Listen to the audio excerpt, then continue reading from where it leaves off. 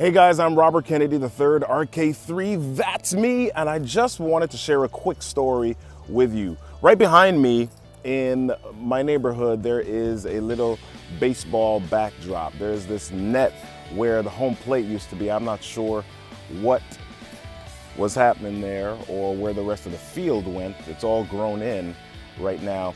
But I remember when I was a kid, I grew up in the Bronx in New York City, and I didn't have a baseball field near me.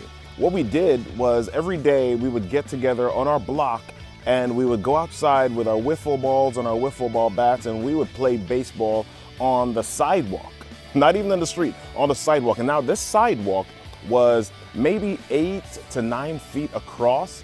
One crack where there was a break in the sidewalk was first base. Second base was a tree.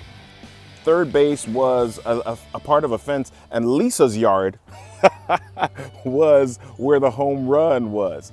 Now, that story is great to me because every time I go back to New York City, every time I go back to the Bronx, I see those places and I remember how the passions that we had as kids were ignited. I remember how my love for baseball was formed.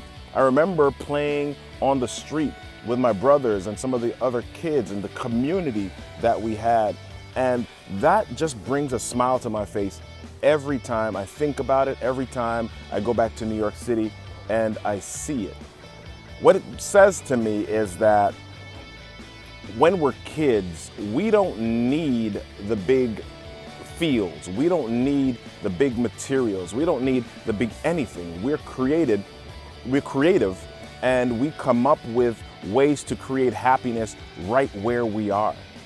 What happens when we grow up, I don't know, but we've got to reach back and remember how to create happiness with where we are and what we have. So I just wanted to encourage you today to do that. In my Speak Right Now community this week, we are starting a video challenge, and the question for today was, who are you and what makes you interesting?